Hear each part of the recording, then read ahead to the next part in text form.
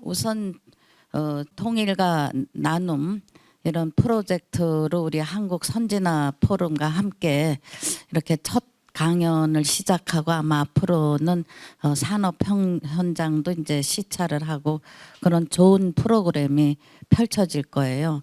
그래서 이 통일과 나눔에 이영선 이사장님 그리고 전병길 우리 사무국장님 그리고 우리 선진화 포럼에 우리 좀 아까 사회 보신 강평기 사무국장님이 정말 오랜 세월을 그러니까 여러 달을 거쳐서 계속 이 준비를 해왔습니다.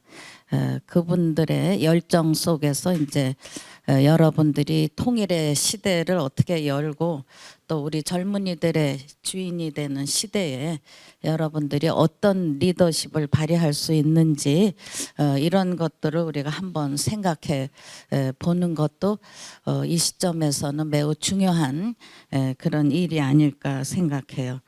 올해가 이제 그 광복 77년이 되는데 아직도 우리가 통일은 안 된 거죠. 그러니까 우리가 이 해방의 35년의 일제 치하에서 해방의 기쁨을 맞이한 것도 이제 어느덧 77년이 됐는데 우리가 이 우리 세계의 최후의 분단 국가라는 것이 가장 우리 민족이 조금 더 큰 위대한 민족으로 성장하게 약간의 제약은 있어도 그래도 다행히 대한민국이 이제 그 번영의 기적을 이루어서 지금은 3만 5천 불의 그런 시대를 구가하고 또 뭐 한류다 뭐 많은 우리의 인적 자원들이 세계에서 각광을 받고 있잖아요. 그것도 매우 우리에게는 어려운 가운데서도 이런 거를 극복한 것이 세계의 어떤 교훈과 영감을 줄 수 있다는 자긍심은 가질 수 있는 거죠. 그래서 이제 우리가 통일의 시대는 한민족이니까 열어야 되겠죠. 그러나 우리 민족의 DNA는 내가 평생을 역사학자로 교육자로 지내면서 제일 역사에서 배운 교훈은 절대로 내일 사과나무, 내일 지구가 멸망해도 사과나무를 심는 심정으로 포기하지 않고 절망하지 않고 도전과 희망의 정신, 그러니까 긍정의 힘이라는 거죠. 이순신 장군도 배가 12척밖에가 아니라 배가 12척이나 남았다는 의지로 임진왜란을 성공적으로 극복했잖아요. 또 우리가 일제 치하가 아주 암울했는데 희망이 없어 보였는데 그것도 절대로 놓치지 않고 우리는 그렇게 남의 나라의 속국이 될 수가 없다는 자부심, 민족적 자긍심 하나로 우리가 그래도 뺏겼던 나라를 35년에 찾은 긍정의 DNA가 있다는 거죠. 그러면서 이것이 내 일이 아니고 이건 남의 일이지 하면 거기에는 어떤 동력이 살아날 수 없어요. 다 나의 일이다라는 주인의식을 가져야 된다는 거죠. 그래서 나는 이대 총장 할 때나 또 브랜드위원장, 한국학중앙연구원장, 지금은 이제 국가교육위원회 위원장을 하지만 제일 내가 학생들에게 얘기했던 정신이 요즘에 학생들은 이제 삼행시를 좋아해서 내가 주전자 정신을 얘기해요. 그러니까 주인의식을 갖자. 저는 전문성을 갖자. 자긍심을 갖자. 그래서 주전자, 옛날에는 이 물이 주전자에 다 담아있죠. 이렇게 물병에 담아있지 않았는데 요즘에는 그냥 물병에 익숙하지만 우리는 주전자 보면 단물을, 그러니까 오아시스 만난 것 같아요. 릴레이를 해도 달리기를 해도 저 탁자에 주전자가 있으면 아 물이 있지, 이런 희망이 샘솟는 거거든요. 그래서 여러분들은 통일의 주인 시대예요. 통일의 주역의 시대. 주인의식을 가져야 돼요. 이 시대의 주인입니다. 여러분들이. 그래서 주인은 책임의식이 항상 따를 수 있는 거죠. 열정과 책임. 그다음에 전문성이라는 건 프로의식을 갖자. 그냥 뭐든지 그냥 대강대강 하면 거기에 머물러요. 그러나 뭐든지 하나를 들고 파고 이거를 극대화시키면 자기 나름대로 프로와 자기의 전문성이 해야 어디서든지 실력이 있어야 일터도 찾고 그런 신뢰도 얻고 또 기회가 열리는 거거든요. 그러니까 전문성을 뭐 여러분들 여러분들 전공은 다 다양하리라고 보지만 자기 전문성에서 제일 프로 의식을 가져야 된다는. 그다음에 자신감, 자긍심은 어느 소속에 있을 거죠. 뭐 이화대학 여기 보니까 출신도 있고 뭐 여러 자기 소속도 있을 텐데 소속에 대한 자긍심이 있어야 돼. 아, 이게 부끄럽고 뭐 내 가족도 얘기하기 어렵고 부모도 기관도 이런 쭈삣쭈삣하게 돼요. 당당할 수가 없잖아요. 그런 데서 자긍심을 가져야 된다. 자신감을 가질 때 그거는 겸손의 그런 어떤 토양 위에서 자신감을 발휘해야 당당해질 수 있고, 이 주전자물은 나만 부어 마시지 말고 이웃에게도 나눠주고 후배들에게도 나눠줘야 된 그런 정신, 이걸 내가 항상 강조하는 거예요. 그래서 우리가 1936년에 송기정 선수가 금메달을 땄어도 이따도 화면도 보여주겠지만 그래도 일장기로 했지 태극기가 안 달렸잖아요. 그러나 그런 어려움 속에서도 이제 한강의 기적을 이루어서 경이로운 이 개발도상국의 벤치마킹의 대상이 되는 거죠. 그러니까 지금 그런데 이렇게 위대하고 저력이 있는 나라가 왜 아직도 남북한이 한반도 허리를 갈라지는 그런 군사적 대결의 장벽이 아직도 거치지 않느냐. 우리가 그러면서도 불신, 분열 이런 속에서 우리가 오랜 세월이 이제는 너무 세월이 지나니까 더 이질감과 분열의 장벽은 더 높아지게 되는 거죠. 거기다가 이제 북한의 핵 개발로 인해서 국제사회에서의 북한 간의 그런 더 단절, 고립 이런 것들이 더 흘러가는 거죠. 그래서 이제 남북한 주민들의 민족 동질성 이것이 희박해지고 적대감이라든가 거부감의 간격은 커지지만 또 북한이 3대 세습을 해도 그 속에선 죽은 듯이 그냥 순종하는 데서 고립을 자초하고 있는데, 그래도 우리가 미래지향적으로 북한 주민이 무슨 죄가 있겠어요. 지도자 잘 만난 죄도밖에. 그런 데서 우리는 미래지향적으로 통일의 과제를 또 우리의 성장했던 거를 가르쳐주고 알려주면서 일으켜 세우는 일도 우리들의 몫이 되지 않는가. 그러나 통일은 그렇게 환상적인 것의 목적의 끝은 아니다는, 또 하나의 시작이다는, 이런 데서 우리가 남남 갈등도 많이 좀 해소해야 되고, 그러면서 북한의 신뢰받는 진정성이 보여야 되는 거죠. 이거를 가리면서 겉으로는 우리가 평화 통일을 하자, 이건 어불성설이거든요. 그런 데서 제일 중요한 건 진정성과 신뢰가 기반이 돼야 된다. 그래서 남북한의 통합은 상호 신뢰의 일관성이 있어야 된다는 거예요. 그러니까 통일이라는 게 어느 땐간 꼭 해야 된다는 필연성이 있어도 그 전에 진실성이 확보돼야 된다는 거죠. 지금까지 이제 걸림돌이 되고 있는 남북한 사회의 교류의 장애는, 첫째는 북한의 도발로 인한 한반도 정세의 불안정에, 지속성에, 뭐 유엔사가 발표한 건 뭐 70만 번의 도발이 있다고 통계가 나오는데, 이렇게 해서는 불안하고 불안정하고 불신을 하게 될 수밖에 없는 거죠. 그다음에 이제 북한의 체제 수의 우선 순위가 이제 대화의 폐쇄성인데, 열려야 뭐 우리의 잘한 거 그쪽도 또 잘한 거 이걸 나눌 수 있을 텐데 지금 너무 폐쇄적으로 분단돼 있고 고립돼 있는 거죠. 그리고 이제 합의를 했는데 또 그게 파괴되고, 이런 합의 이행의 기피 현상, 이런 것도 이제 해소가 돼야 되겠죠. 또 대북 우리도 이제 대북 정책의 일관성이 저쪽에 대한 신뢰가 없으니까 또 이렇게 되는.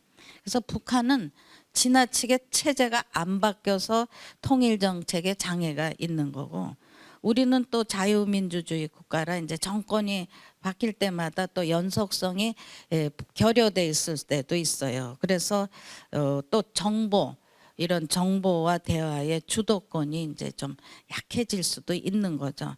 그거는 자연스러운 현상인데 이게 서로 아주 다른 이질적인 현상이다. 그래서 남북한의 이념, 정치, 문화, 교육, 종교, 언어의 이질화. 언어도 이제 막 뭐 여러 가지가 이제 지금 뭐 그저 지역별의 사투리, 방언 정도가 아니라 많이 이질화됐고 가치의 이질화가 돼서 이런 것들이 남북한의 이질성을 해소할 수 오래 세월이 흘렀기 때문에, 그래서 궁극적으로는 상호 존중성을 가질 수 있는 기본 척도를 어떻게 하면 극복하나 하는 데서 이제 내가 좀 강조하고 싶은 거는, 우선은 첫째는 남북한 상호 간의 약속과 신뢰가 실행되는 전제 하에서 민간 교류가 확대하고 지속적으로 실행돼야 한다는,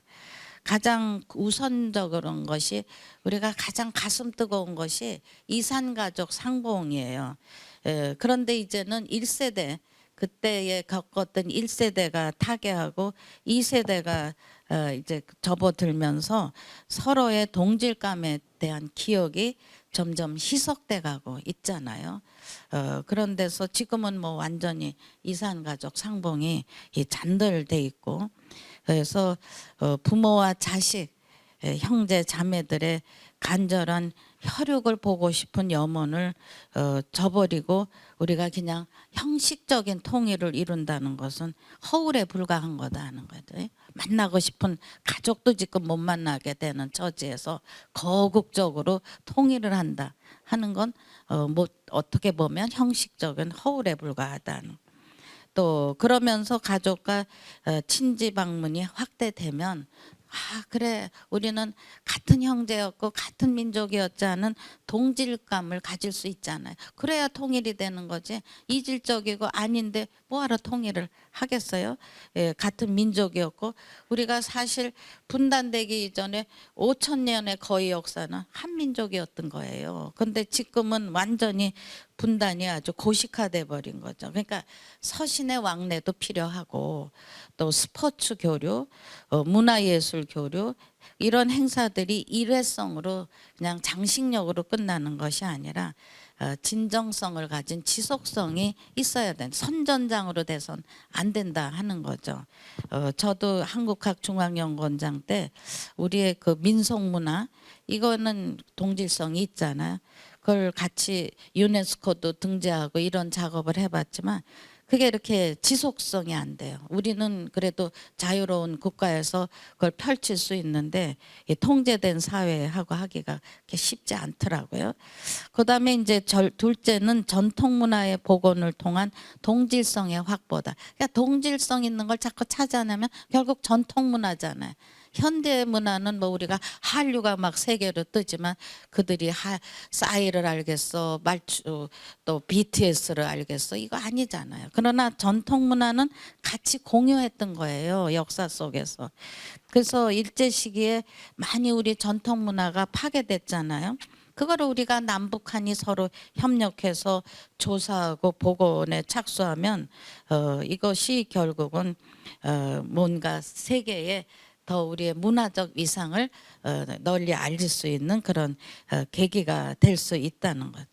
남한은 그동안에 저는 전통문화 살리는 일에 제일 제 일생을 많이 바쳐서 서원도 9곳을 유네스코 세계유산으로 만들었고, 사찰도 7곳을 유네스코 세계유산으로 만들었고, 또 지금은 우리 종이 이 전통 한지를 유네스코 만드는 작업을 했는데, 북한이 없겠어요? 애초에 사찰이 없겠어요? 서원이 없겠어요? 종이를 안 썼겠어요? 근데 같이 할 수가 없잖아요. 그래서 서원도 사찰도 우리 대한민국의 유산만 간 거죠. 물론 이쪽이 훨씬 더 뭐 오랫동안 그 서울이 600년을 중심했고 하니까 많지만 한지 같은 건 고려의 백추지라고 그거는 뭐 북한에서도 아마 오래 갔을 수 있어요. 이런 것들을 함께 하면 그런 데서 우리는 이제 그런 일들이 좀 자유롭게 진행이 되는데 북한은 전통에 대해서는 많이 취약하고 부정하고 있잖아요. 그래서 저는 이런 일을 하면서 역사 잊은 민족은 미래가 없다. 그리고 가장 한국적인 것이 세계적이다.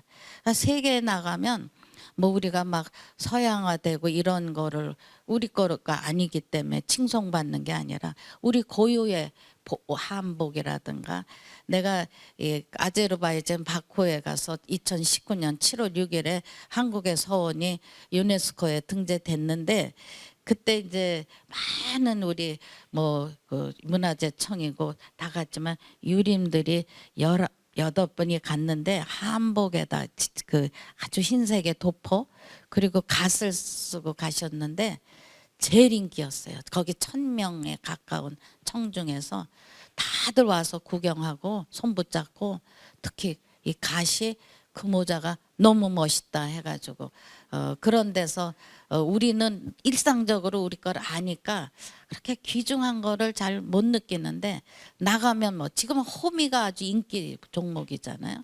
그래서 우리 것을 잘 바꿔서 만들면 세계가 환호한다는 거 그런 것들이 이제 북한에도 좀 공유했으면 좋겠는데 이번에도 이제 장당극이가 유네스코 유산으로 나가고 그다음에 이제 전통 한지가 유네스코 유산으로 나가는데 장당극이도 원래는 남북한이 다 장 안 담가요. 북한에서도 다 이걸 공유해서 나가려고 했는데 장당극이가 우리 대한민국 것만 나갈 수밖에 없게 되는 거예요. 이런 아쉬움들이 알려야 이게 뭐 군사적으로 강렬하다, 핵을 가졌다 이게 세계에 신뢰받는 게 아닙니다. 문화라는 걸 얼마나 일으켜서 정말 내 자신도 이웃에게도 우리가 행복을 나눠줄 수 있느냐 이게 문화적 자원이야. 이런 것들이 지금 단절돼 있다는. 그래서 이제 이러한 전통 문화의 콘텐츠를 그냥 뭐 옛날에 역사할 때 외워서 뭐 태정태서 문단세가 아니라 스토리텔링으로 좀 재미도 있고 그러면서 감동적으로 엮어서 우리가 서로 알리면 아 그렇지 하는 공유가 있어요. 감정에. 이런 것들을 우리가 더 많이 만들어야 된다. 그래서 남북한이 공동으로 역사 문화 연구의 지평을 열어가면서 이제 문화민족으로 갈 수 있는 길을 열어야 돼. 문화라는 것이 가장 화합의 척도가 되는 거다는 얘기예요. 셋째는 가치와 규범의 공감대 확장이다 하는 거. 남북한은 내가 이것도 계속 한국과학중앙연구원장 때 이 명절을 우리가 세시풍소 이거를 잘 갖고서 세계에 나갈 수 있겠다 이렇게 했는데 그것도 협력이 안 됐어요. 이 조상 숭배하는 거 명절 설날 추석 이건 뭐 남북한이 북한도 아직도 허리라고 봐요. 그러니까 조상 숭배 효사상 또 공동체적인 질서 또 미풍양속의 명정 풍습 이런 거를 지금 세계가 그래도 동양 정신의 가치에 조금 더 많이 호감을 갖고 있는 시기에 미래지향적인 세계화의 자산으로 키울 수 있다는 거예요. 예를 들면 지금 우리가 이제 남한이 단독으로 이제 이 대한민국의 무형유산으로 아리랑 그죠? 지금 중국이 자기네 거라고 하지만 아리랑은 우리 거예요, 당당히. 그다음에 단오제 이것도 중국이 자기네 거라 하지만 단오도 우리의 전통 세시풍속이죠. 한산모시 길쌈 이거 다 유네스코 세계 무형유산으로 등재됐어요. 근데 북한이라고 단오제를 안 했겠어요. 아리랑을 안 불렀겠어요. 그런데 너무 폐쇄돼 있으니까 또 같이 하자 그래도 협력이 안 되니까 그렇게 이게 세계에 남북한이 공동으로 나가기가 어려운 거죠. 그래서 설날이나 추석 같은 대단히 명절도 이것도 한번 해볼 만하지 않은가 그런 시도를 해본 적이 있다는 거죠. 넷째로는 통일은 여하튼 남북한이 같은 민족이고 역사 공동체라는 인식의 필연성이 있는 거죠. 근데 지금은 너무나 차이가 있는 거예요. 역사 인식에 특별히 차이가 있는 거예요. 그래서 올바른 역사 인식의 토대를 구축해서 민족 공동체의 동질성을 정착시켜야 된다는. 그다음에 이제 다섯째, 우리가 남북한의 차세대에 대한 인성교육 및 통일교육의 중요성이에요. 정직하고 상호 존중의 배려, 인간의 존엄성, 인류 공존의 평화, 이러한 선진 시민 의식을 공히 같이 고치해야 그 교육으로 실행해야 된다. 공동으로 실행해. 그러니까 이 한류 IT 이게 뭐 세계가 열광하고 있잖아요. 우리 한류가요. 첫 번째로 시작된 게 사극이에요. 대장금이라든 겨울령. 영가 또 내가 MBC에다가 소재를 줬던 선덕여. 그런데 지금 우리는 뭐 세계를 열광시켜 또 K-팝 이 한류 2.0 시대를 하는데 그건 뭐 싸이 뭐 블랙핑크 뭐 BTS 지금 뭐 세계를 열광시키고 있잖아요. 이런 것들이 어찌 세계를 흔드는데 어떻게 북한 청년들만 여기에 열광을 안 알면 열광을 하지. 청년들의 뜨거운 피와 호기심과 열정은 왜 다르겠어요? 어떻게 가르치고 어떻게 의식을 심어주느냐에서 전혀 음가양이 바뀌는 거 아니겠어요? 그래서 청소년들이 조금 더 정보를 공유하면서 신나게 우리 자기의 기량을 창의성과 상상력을 펼쳐갈 수 있는 장을 만들어 줘야 되지 않겠어요? 이런 데서 우리가 이 차세대들의 높은 이상, 맑은 꿈 이런 걸 실현하기 위해서 이제 글로벌 리더로서의 성장시키기 위해서 또 한민족의 경쟁력을 더 높이기 위해서 우리가 조금 나눠주는 기회가 더 많았으면 좋겠어요. 그럼 뜨거운 가슴은 같을 것이다 하는 그런 기대를 갖고 있는 거죠. 그러면 이제 그 역사 속에서 두 분의 어떤 교훈이 있어요. 그러니까 선덕여왕은 그 당시에 이제 통일의 교훈이라는 거예요. 역사적인 어떤 우리의 영감을 줄 수 있는 선덕여왕과 그 다음에는 우리가 뭐 세종하면은 북한에서는 안 가르치나? 우리 학생들 북한 경험한 학생들 세종대왕 배운 적 있어요? 없죠. 그래서 세종대왕이 안 나오는 거죠. 예. 그러니까 이거 뭐라고 배웠어요? 저기 북한은 한글을 공용한다고 막 자랑하잖아요. 뭐 아이스크림도 얼음 보숭이 뭐 이러는데 이건 뭐라고 배웠어요? 내가 이제 우리 탈북 내가 2대 총장 할 때 우리 탈북 우리 북한에서 온 우리 학생들 내가 많이 육성했어 여학생들. 그래서 내가 이거 뭐라 그러냐 북한에서 이거 곱부라 그런데 곱부. 그래서 곱부가 한글이에요. 컵이잖아. 근데 일본 말이잖아. 그 컵이. 그래가지고 그때 한참 웃은 적이 있어요. 한글 전용한다면서 많이 쓰죠. 그러니까. 예, 핸드백도 핸드받고 그러고 여하튼 그런 데서 이게 이제 역사의 진실을 가리켜야 되는데 사실은 그래도 우리가 한글을 자랑할 때 진짜 한글을 창제한 분은 세종대왕이시잖아요. 근데 우리가 이렇게 물을 마실 때는 우물을 판 사람의 공로를 잊으면 안 돼요. 이게 동양경. 그러니까 우리가 막 한글을 자랑하고 이따 얘기하겠지만 IT 시대가 또 한글 덕분인데 그래서 오늘 내가 이제 요 두 분의 사례를 통해서 어떻게 통일로 가고 화합으로 가고 그러면서 우리가 민족 문화 또 한국의 어떤 열정과 위대함을 세계에 알리느냐 요거를 두 사례를 여러분들에게 전해 주려고 해요. 이분이 선덕여왕이에요. 옛날엔 사진이 없어서 그냥 영정 사진인데 그때 이제 내가 이대 총장 때 MBC하고 이제 세계 여성 지도자 포럼 할 때 사장님이 자주 오셨어요. 그래서 그때 나한테 말씀하신 게 지금 이제 주몽이 끝나고 소재가 없다 해서 아니 사극의 소재는 무궁무진한데 왜 없다 그러냐 그랬더니 나보고 하나 달래서 내가 소재를 드린 게 선덕여왕이에요. 선덕여왕. 그래서 이제 대장금 작가 김영현 씨나 뭐 주몽 PD들 다 사장님하고 와서 공부해서 이제 시나리오를 만들었어요. 선덕여왕 본 사람 있어요?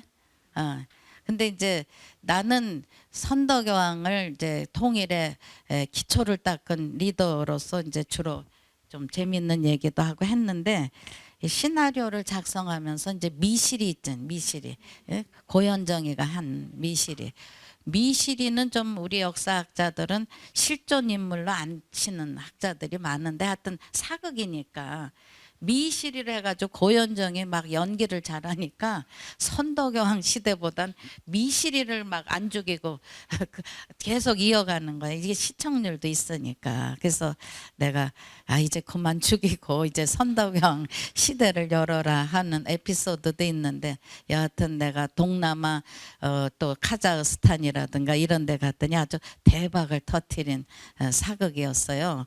그래서 이제 선덕여왕이 더 알려지게 됐는데 보통 이제 역사에서 여기 여성들이 많은데 여성을 잘 안 다뤄요.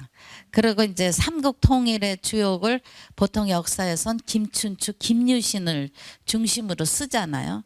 근데 내 반론은 아니 김유신, 김춘추가 아무리 용 빼는 재주가 있다 하더라도 지도자가 발탁을 안 해주면 기회를 못 열잖아요. 여러분들 다 재능이 있어도 어느 기관이나 어느 지도자가 기회를 안 주면 기회가 안 열리는 거잖아.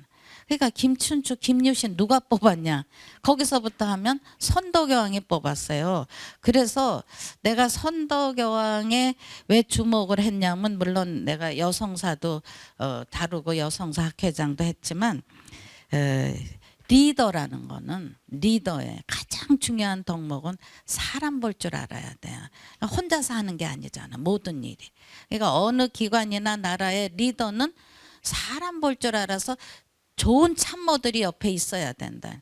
어떨 때는 군주의 거울도 돼줘야 되는 거예요. 아첨만 하는 게 아니라 직원도 하고 또 그러면서 좋은 그런 지지 기반의 정보도 주고 지식도 주고 이러는 데서 하여튼 사람은 혼자 할 수 있는 게 아니기 때문에 역사에서 높게 평가하는 사람들의 가장 중요한 1차적인 덕목은 주변에 좋은 참모들이 많았다는.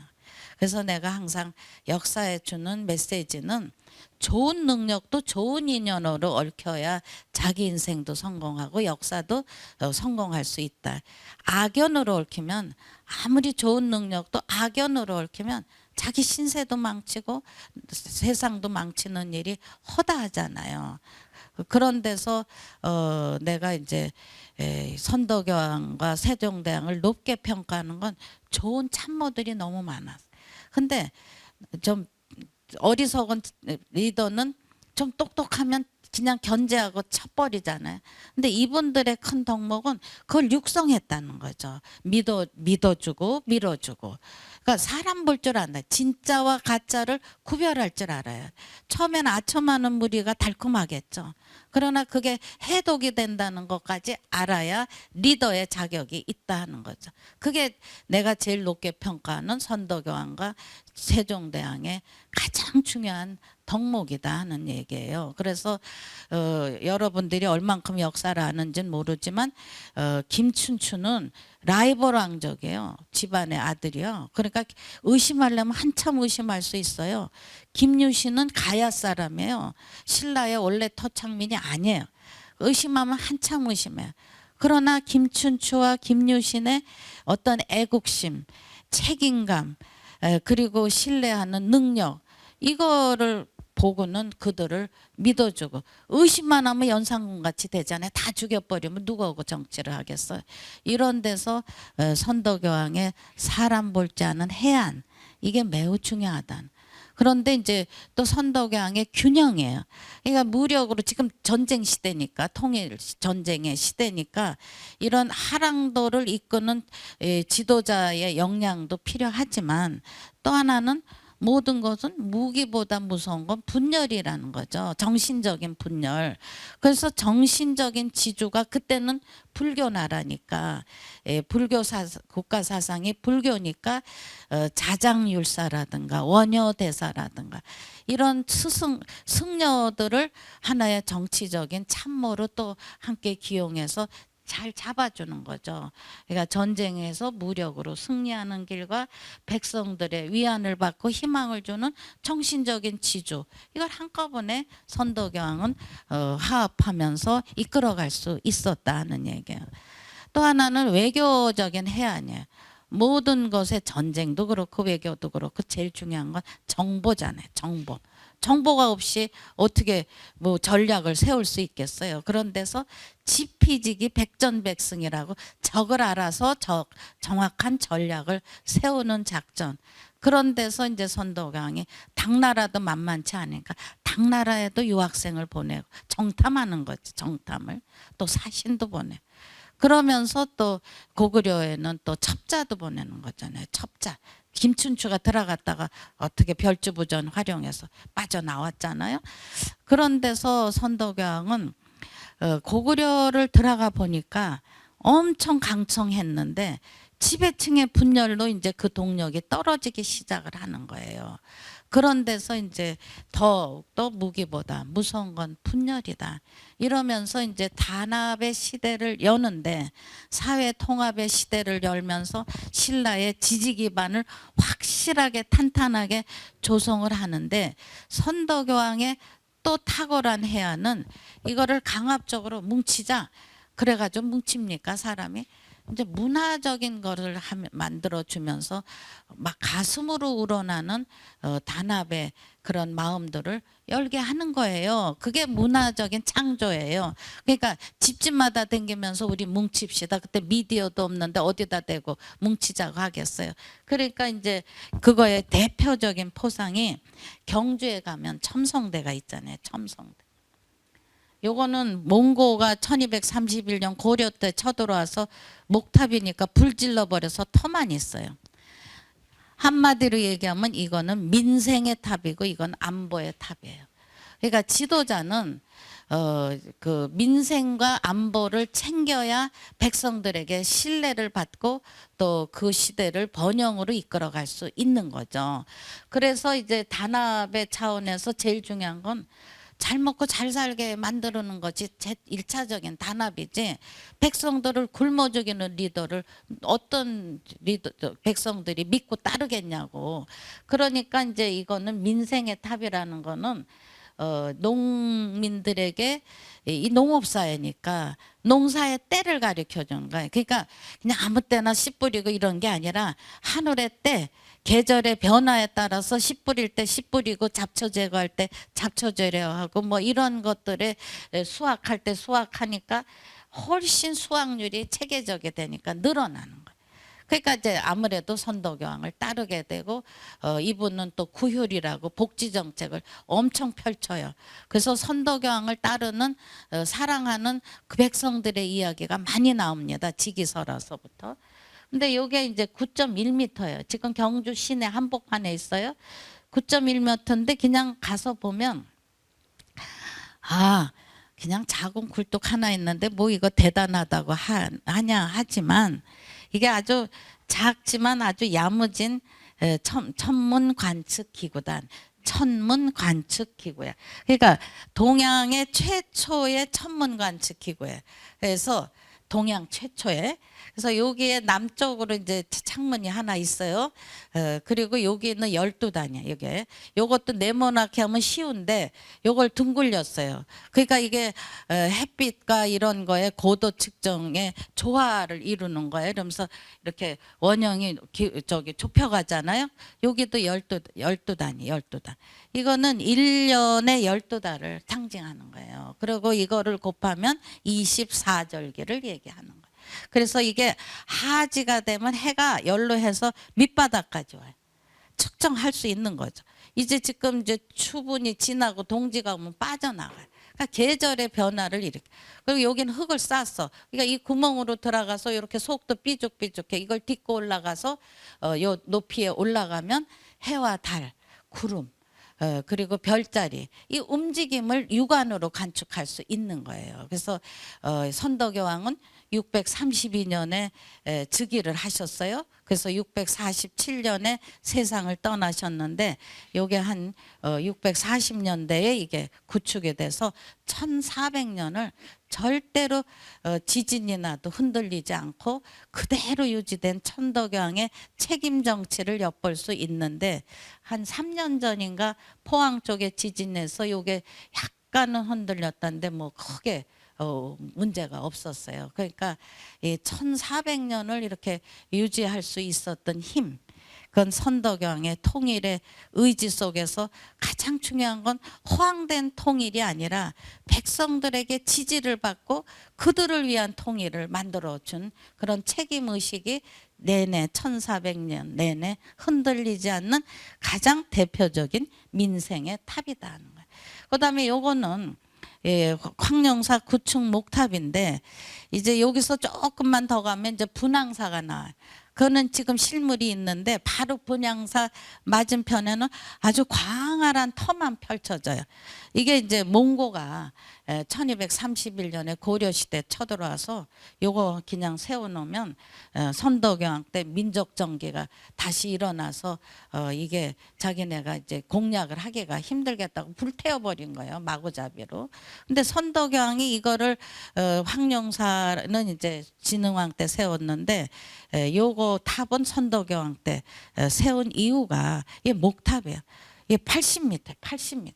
그러니까 현대 건축으로 한 25층 되는 목탑으로 거대하게 올려. 그럼 뭐 심심해서 올린 게 아니라 선덕여왕이 통일의 꿈을 올린 거예요. 통일의 꿈. 그러니까 이렇게 올리면 경주 시내 백성들이 다 올려다 볼 수 있는 거죠. 선덕여왕의 꿈을 함께 소통하고 통합할 수 있는 거예요. 선덕여왕의 꿈은 우리 뭉쳐서 우리를 쳐들어오는 구적을 물리치자, 힘을 합쳐서. 그럼 승리하면 평화를 이룰 수 있다. 또 이때는 불교 나라니까 불국토를 이룰 수 있다. 이런 미션을 주는 거예요. 그래서 이렇게 백성들이 와서 이게 높으니까 새까만 이렇게 탑돌이를 하면서 그 꿈을 함께 기도하고 공유하는 거잖아요. 그렇다고 구층을 뭐 심심해서 쌓은 게 아니라 구적 1층 1번, 2층 중화, 5, 6, 6 탕나, 2층 중구, 5, 6, 6 탕나, 여진, 예맹, 말갈. 그래가지고 구적을 물리쳐서 그들에게 우리가 조공을 받아서 평화를 만들어 가자. 이런 꿈을 주는 거예요. 그래서 이런 것들의 의미를 알면 여기 가면 이거는 없어졌어요. 나무로 세웠으니까. 근데 이거를 받치는 돌, 초석은 그대로 있어요. 이게 거대하니까 가운데 있는 심주가요. 몇 명이 달려붙어야 그 바위가 아주 거대해요. 한번 경주 가면 체험을 해보세요. 그러고 따뜻해. 언제 가도 이상해요. 그 열기가 있어요. 그리고 이제 요 옆에 있던 여기가 64개의 초석이 있는 거야. 그 다 있어요. 돌이. 예, 그러니까 우리가 현물은 사라져도 그런 자취를 보고 역사적 상상력을 발휘할 수 있어야 돼. 역사를 다 없앤 건 아니잖아요. 이런 데서 우리가 이거는 정말 선덕여왕의 치열한 외치면서 백성을 보호하는, 그러면서 함께 뭉쳐서 평화를 이루는 그 꿈, 이런 것들을 우리가 기억해야 된다 하는 거죠. 그래서 그런 속에 가면 이제 선덕여왕에 한참 또 가면 능이 있는데 이 소나무가요 언젠가도 신문에 나왔는데 나는 맨날 답사하면서 꼭 선덕여왕을 들리는데 능도 거대한데 이 소나무가 울창해요. 근데 이게 뭐 선덕여왕 때 소나무가 그대로 있겠어요? 갈아요. 갈아놔도 이렇게 선덕여왕을 에워싸고 있어요. 다 소나무가 생물학적으로 뒤로 다 이렇게 바람의 향, 햇빛의 향에 따라서 하는 게 아니라 다 에워싸고 있어. 그래서 내가 붙인 게 이 양쪽에서 이렇게 아치같이 한 건 김유신, 김춘추 나무고 요 나무들은 화랑도 나무다. 내가 그렇게 명명한데 가면 진짜 기이해요. 이렇게 우리가 함부로 자연이 역사에 자연이 말을 안 한다고 역사가 없는 게 아니다. 그러니까 이 나무들도 내가 왜 이 자리에 섰는지 다 아는 거야. 왕릉에 가도 왕릉에 다 가봤겠죠? 안 가보면 다 능을 향해서 주인공으로 이렇게 마주 절하는 모양으로 있잖아. 소나무가 풍향으로 하면 다 이쪽으로 가든지 이쪽으로. 그렇지 않아요. 내가 왜 거기에 서 있어? 능을 잘 보호하기 위해서 서 있잖아. 이런 나무 자연의 위대함도 우리가 역사를 통해서 느낄 수 있는 거예요. 그래서 이제 천년의 미소라고, 천년의 미소야. 이게 천년의 경주에 가면 심벌이에요. 경주에 신라의 천년의 미소다. 그런데 이게 기와장이에요. 기와장. 천년의 미소라고 하는. 신라 시대에 나는 이게 선덕여왕의 미소다. 왜냐하면 선덕여왕이 세운 영묘사라는 절터에서 나왔어요. 근데 이제 신라가 망한 다음에 폐사가 돼 버려서 사찰이 없어졌다고. 그래서 이게 땅속에 묻혔는데 그래서 이거 하나 깨진 기와장 하나 나왔는데 옛날에는 이렇게 쭉 병렬로 있죠. 수막새니까. 그렇게 해서 상상을 해보면 야 이렇게 수막새로 미소 띈 여인의 미소 기와장 멋지잖아요. 그 집은 웃는 집이에요. 웃는 집이잖아. 평화의 집이라고. 요즘에 현대인들은 그런 것도 못해. 옛날에는 이게 1400년 전에 일어난대. 그래서 이 영묘사는 선덕여왕이 세운 사찰이고 여기에 직이라는 아주 노총각이 선덕여왕을 너무나 사랑해가지고 이 영묘사에 절을 지키는 탑을 지키는 탑직이야. 근데 선덕여왕이 행차할 때마다 그냥 그 모습을 보고 싶어가지고 엘리자베스 여왕 행차하듯이 그렇게 했는데 어느 날 선덕여왕이 행차하는 날 너무 일찍이 나와가지고 졸았어요. 그러니까 선덕여왕이 이제 조는 모습을 보고 이제 들어가서 불공을 지려고 나왔는데 또 졸고 앉았어. 그러니까 이렇게 맨날 나와서 아니까 내가 지나갔다는 걸 보면 얼마나 애처롭고 섭섭하겠느냐 해서 팔에 끼었던 팔찌를 지기의 가슴에 냈어. 내가 너를 보고 갔노라 하는 정표를 놨어. 근데 팔찌를 놓는 순간에 지기의 선덕여왕을 사모하는 불타는 가슴이 팔찌를 불태우고 본인도 화신으로 변했다. 이게 이제 설화니까 그만큼 선덕여왕을 사랑하고 지지하는 백성들이 많았다는 하나의 사례예요. 그래서 경주에 불이 나게 하지 않는 화신으로 바뀐 거예요. 그러니까 사랑과 영혼 같은 거예요. 이게 영화에 그런 데서 이제 이 수막새인데 이렇게 미소가 많아요. 이런 조각품도 있고 벽화도 있고 불화도 있고 뭐 이런데 이렇게 이게 미소 아름답잖아요. 부드럽고 따뜻한 은근한 미소잖아요. 근데 우리는 우리 것에 좋은 거는 잘 찾지도 않고 맨날 모나리자의 미소. 요거는 좀 암상스럽게 생겼잖아. 오히려 우리 미소가 이 미소는 우리 엄마 같은 얼굴이잖아요. 따뜻하고 부드럽고. 그러니까 우리 안에 정말 단복숭아가 있는데 태계 선생은 이거 갖고 얘기하시는 않지만 우리가 너무 내 안에 소중함을 모르고 그냥 바깥으로 돌아다니면서 찾다가 허망하다 이거야. 그래서 가까이 있는 단복숭아는 거들떠보지도 않고 신똘패 찾으러 온 산천을 헤맸구나. 그러니까 우리는 우리 걸 알고 그러면서 세계에 나가면 또 세계에 귀중한 것도 보이는 거예요. 내 거 귀중한 모르고 세계에 나가서 하면 그건 허황이죠. 그런 데서 우리가 내 것의 소중함을 알면 세계의 소중함도 알 수 있다. 이거를 안목을 키우자 하는 얘기. 그래서 이제 불국사 가면 다보탑, 석가탑이 이렇게 다르잖아요. 모양이. 대개는 쌍탑이 있으면 비슷한데 그러면 그냥 다보탑은 훨씬 화려하고 석가탑은 우아하구나. 그렇게 가면 안 되고 여기다가 이제 한마당에다 대웅전 앞에 석가탑, 다보탑을 세운 거는 요 석가모니 탑이에요.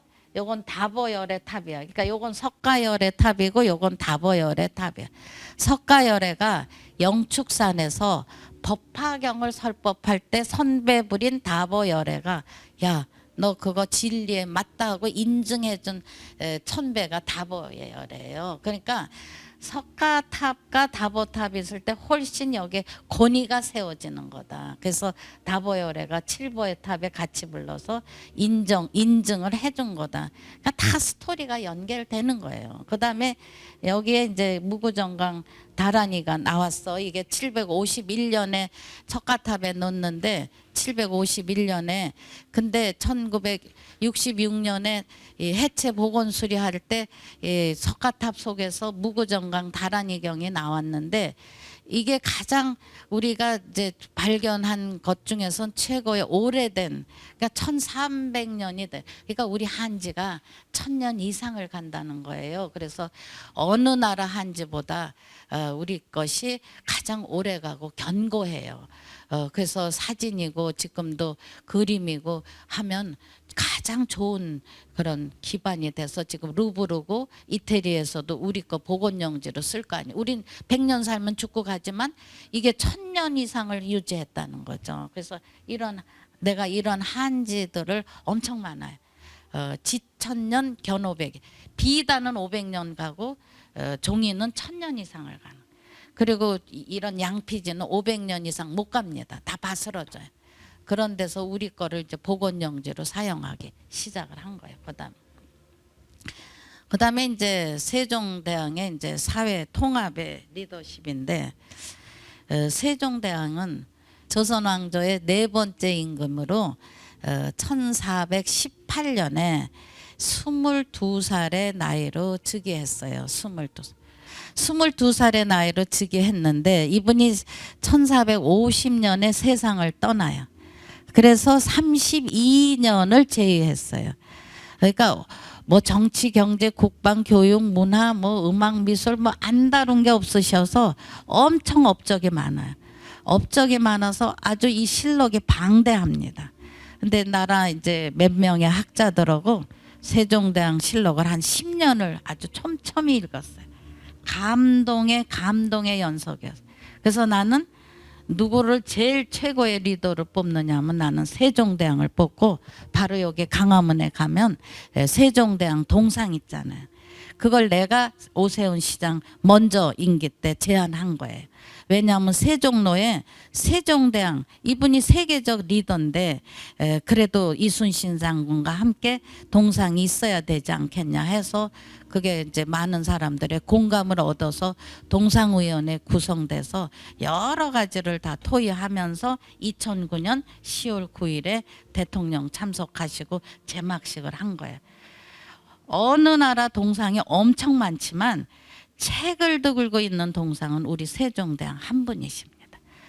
한글 해례본 들고 계시잖아요. 그런 훈민정음 그런 데서 지금은 아주 완전히 포토전이 돼 있어요. 그리고 밑에 세종 이야기 IT 이래서 이야기의 처음 스토리는 나하고 우리 제자들이 개발해서 이제 IT 전문가가 구성했는데 지금은 또 많이 더 발전하고 변화했더라고요.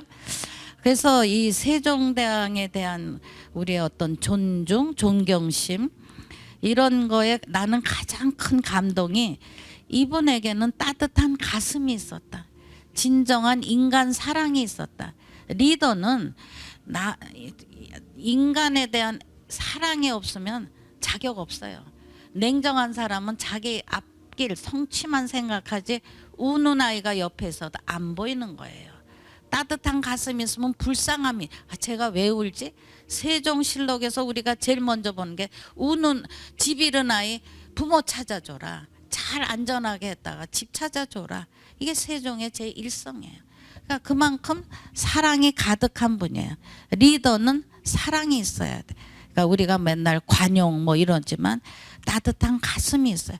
거기서 가장 놀란 감동의 장면이 1426년에 이 세종이 30살 된 남자인데 뭐라고 신하들에게 얘기하냐면 노비도 하늘이 낸 사람인데 어찌 애 낳자마자 그 다음날로 일 시키는 거 이거 너무 가혹한 일이니 애 낳은 여종 그러니까 관비죠. 애 낳은 여종에게 100일의 휴가를 줘라. 100일에. 신하들이 반대 애만 낳으면 뭐 1년 12달 놀라는 거냐 하지만 세종이 인간이지 않냐. 아기가 목도 가누고 산후조리하는 시간은 줘야 되지 않나. 그래서 100일의 휴가를 줘요. 100일의 휴가를. 그런데 또 이분이 그것도 감동인데 1430년에 또 이분이 이런 말씀해요. 내가 조상릉을 참배하기 위해서 바깥을 나갔는데 밭에서 일하는 만삭이 된 여종을 봤다. 만일에 갑자기 산기가 임박해서 밭에서 애를 낳으면 태아나 산모가 생명이 위태롭지 않겠니? 그러니 자기 날딸은 알 테니 한 달의 산전 휴가를 줘라 해서 1430년에 산전산후 130일의 휴가가 내려져요. 근데 그것도 또 모자랐는지 또 4년마다 생각이 나셨는지 또 1434년에 또 이런 말씀해요. 아니 애 낳은 여종의 남편은 구경만 하냐. 아내를 돕기 위해서 한 달의 휴가를 줘라. 그래서 부부 합산 산전산후 160일의 휴가가 내려지는 거예요. 이거는 동서고금의 어디에서도 볼 수 없는 시대를 뛰어넘는 따뜻한 복지예요. 오로지 세종의 따뜻한 가슴에서 우러난 그런 세계의 가장 최고의 복지인데 요즘에도 이게 시행되기가 쉽지 않잖아요. 세종의 마음을 알 수 있는 게 조선왕조 제9대 성종 때 경국대전이란 이제 법전이 편찬될 때 지금까지 판례를 다 정리하기 시작을 해. 그럴 때 세종대왕의 노비 휴가가 160일이 올라갔어. 그랬더니 많은 판관들이 이건 너무 많이 준다 노비한테. 그래가지고 이거를 아예 없애든지 하다가 그래도 선왕이 하신 거니 우리가 다 없앨 수는 없고 반으로 깎자 해서 80일로 경국대전에. 그러니까 우리가 세종의 넓은 가슴을 알 수 있는 거잖아요. 세종은 그 연민 때문에. 그래서 이런 사랑의 하이라이트가 우리 것 찾기 운동이잖아요. 농사 직설 우리 농법으로, 향약 직성방 우리 인체는 우리 약 처방으로. 이게 동의보감의 전신이 돼. 우리 음악 종묘제례 우리의 정서를 담아서 가장 하이라이트가 한글이잖아요. 한글.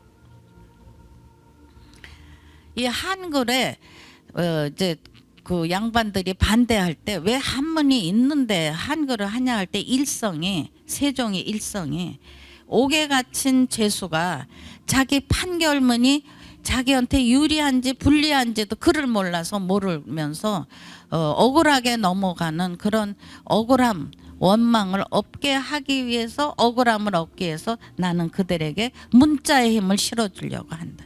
내가 아무리 혜택을 주려고 방을 붙여도 그를 모르고 지나치는 백성들이 가여워서 그들에게 문자의 힘을 실어주려고 한다 하면서 한글을 창제하신 거예요.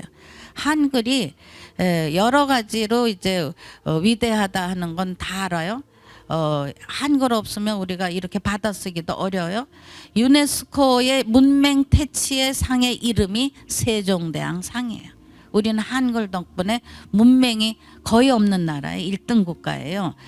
그러면서 이제 지난번에 이제 10월 9일에 한글날이 지나갔는데 거기에 한글날 노래가 3절입니다. 최연배 선생이 작사하셨는데 1절의 요체가 마지막에 한글은 문화의 터전이라 그랬어요. 2절은 한글은 민주의 근본이라 그랬어요. 그러니까 한글로 우리 민족 문화가 살아났고 한글로 임금으로부터 노비까지 다 한글을 다 애용했어요. 그게 그만큼 모든 계층에게 기회를 열어준 게 한글보다 더 나은 게 어디 있어요. 그 다음에 한글은 3절은 생활의 무기라 그랬어요. 그럴 때 이제 내가 한국학중앙연구원에 장서각이라는 왕실 도서관이 있어. 조선왕조 17만 권의 고문서에 한글 문서가 엄청 많아서 한글 창제 570돌에 이 한글전을 했어요. 이 임금의 글씨예요. 이런 게 많아요. 임금도 공주한테 할 때는 한글로 써요. 이거 효정 글씨예요. 효정의 딸이 숙명공주가 아들이 죽었어. 그러니까 밥을 안 먹어. 너무 슬프고 노심초사해. 그러니까 아버지가 왕이 그냥 위로의 편지를 쓴 거야. 기운이나 무사하냐. 그래도 밥 잘 먹고 잘 지내라. 그 애가 그렇게 된 거는 어른이 덕이 없어서 그러니 어찌하겠냐는 부정의 편지에 따뜻한 한글로 써요. 또 학봉 김성일 선생 양반이에요. 1590년에 임진왜란 때 진주의 전장터에 갔었어요. 그래서 이제 세모가 되니까 12월 집이 그래서 그리웠어. 그래서 편지 아내에게 쓴 편지. 아내에게 요 장모는 어른을 이렇게 하나 올려요. 장모님 매시고 과세 잘 지내라. 그러나 그리워하지 말라. 만날 기약이 없다. 전장식이니까. 그리고 이 편지 보내고 2달 만에 전사했어요. 그래서 이 편지 봉투는 아내의 눈물의 봉투. 나도 그 편지를 직접 그걸 보는 순간에 가슴이 울컥하더라고요. 그러니까 양반도 아내나 딸에게 보내는 건 한글로 썼어요. 그다음에 이건 친정 어머니가 시집간 딸에게 보낸 편지인데 청주 비행장 공사하다가 그 많은 무덤이 있는 걸 이장할 때 이 순천 김씨의 무덤을 이장할 때 그 흙이 조금 특이해서 안 썩었어요. 그 관에서 어머니가 보낸 친정 어머니가 보낸 129통의 한글 편지가 나왔어요. 근데 한글 창제한 지 한 100년도 안 되는데 이렇게 민가에서 아녀자가 이렇게 한글로 자기 마음이 답답하고 속상할 때는 다 적는 거야 이거를. 근데 어디다 보내? 딸에게 보내는 게 제일 이게 위로가 되잖아요. 그래서 여기에 보면 뭐 니네 아버지가 늙고 돈도 없는데 친구들이 뭐 첩을 둔다고 자기도 두고 싶다고 자기한테 애걸복걸을 해서 마지못해 두게 했더니 그게 들어와가지고 나를 엄청 못 살게 굴어서 내가 살아갈 게 속상해서 내가 살 길이 없다. 뭐 이런 아주 속에 내면적인 이 호소도 한글이 있기 때문에 가능해. 한문으로 뭐 이렇게 적으면 그게 뭐 통하겠어. 그러니까 한글은 졸졸졸 뭐 살랑살랑 하는 만 개의 발음을 표기하는 그런 우리 모든 거를 호소하고 표현할 수 있는 위대한 글이다 하는 거예요. 그래서 우리가 세종대왕이 탄신일을 환선해 보니까 고마우신 큰 스승 세종대왕의 생신을 양력으로 환산하니까 5월 15일이라 스승의 날을 5월 15일로 정한 거 아니에요. 이것뿐 아니라 광산 김씨는 할머니인데 할머니. 근데 영조 때인데 손자가 억울하게 연루돼서 사형 직전까지 갔어. 손자가. 할머니가 이렇게 반듯반듯한 글씨로 논리도 아주 정연하게 영조 임금에게 올린 거예요. 그래서 이 편지 한 장으로 손자의 목숨을 살린 편지. 근데 우리 아무리 박사 따도 이렇게 못 씁니다. 이렇게 못 써요. 할머니들이 훨씬 나아요. 그 다음에 여기도 한산희 씨가 60이 되니까 지나온 세월이 너무 고생해서 고행록이라고 썼어요. 근데 이게 장장 6m에 6m. 이것도 우리 못 써요. 이 얼마나 정성과 절박함이 여기에 묻어 있는지 알겠죠? 그 다음에 노비들도 뭉치는 누가 아버지 돌아갈 때 얼마 내고 막둥이는 얼마 내고 다 장부 정리도 한글이 있기 때문에 가능한 거예요. IT 시대도 한글과 알파벳이 거의 같아요. 알파벳 26자, 한글이 지금 24자, 28자였다가 24자. 그러니까 좌판이 변화가 쉬워. 나도 얼마나 문자를 빨리 하는데요, 이게. 그러나 중국은 뜻글자예요. 매우 복잡해요. 그다음에 일본은 가다카나 히라카나 길어요. 이러니까 우리가 ITC에 적응도 한글이 아주 짜임새 있고 읽기 쉽고 배우기 쉬운 자음 모음으로 됐기 때문에 우리가 IT 시대도 신속하게 열 수 있었다는 이런 것들의 고마움을 우리가 알 때 세종당의 넓은 가슴이 얼마나 위대한 이상을 펼칠 수 있는지. 그래서 이율곡 선생은 세종이 천년 만년의 민족의 길을 열어놨다고 얘기하잖아요. 이런 거에서 우리가 세종의 위대한 정신을 알자는. 그다음에 이제